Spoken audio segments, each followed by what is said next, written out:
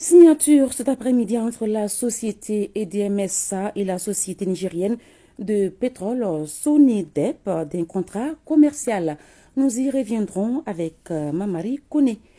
Le ministre des Affaires étrangères et de la coopération internationale, Abdoulaye Diop, et celui de la Défense et des anciens combattants, le colonel Sadio Kamara, étaient en visite hier en Mauritanie. Les échanges ont porté sur le renforcement de la coopération bilatérale, surtout en matière de défense pour faire face au terrorisme. Le ministre Abdoulaye Diop nous donne plus de précisions au micro de nos envoyés spéciaux à Nouakchott, Ousmane Dao Sidiki Balou. Ce message se situe naturellement dans le cadre du renforcement des relations de voisinage, d'amitié et de fraternité séculaire entre la République islamique de Mauritanie et la République du Mali, mais aussi dans le cadre des échanges constants entre le président Goïta et son frère aîné, le président El Ghazouani, pour maintenir et renforcer les relations bilatérales entre la République islamique de Mauritanie et le Mali, de pouvoir aussi procéder à un large échange de vues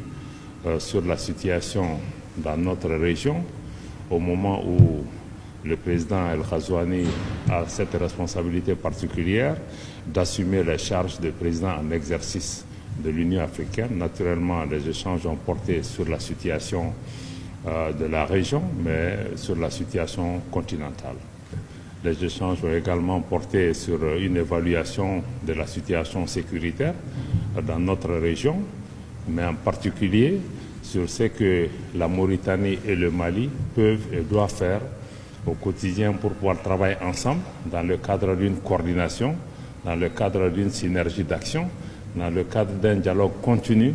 pour pouvoir renforcer la sécurité au sein de nos pays, entre nos pays et travailler pour pouvoir sécuriser le mouvement de nos populations. Et je dois vous dire que nous partons rassurés par rapport à l'engagement du président de la République islamique de Mauritanie d'œuvrer au quotidien pour pouvoir répondre toujours aux attentes de nos populations, mais aussi pouvoir renforcer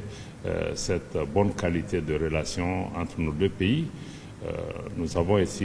aussi été réconfortés par le renouvellement, en tout cas si nous devrions l'être, de l'engagement du président El Ghazouani et de la Mauritanie, un engagement constant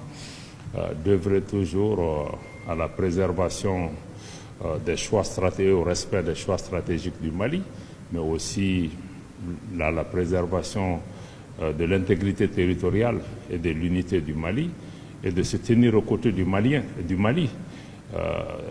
dans tous ces engagements souverains pour la paix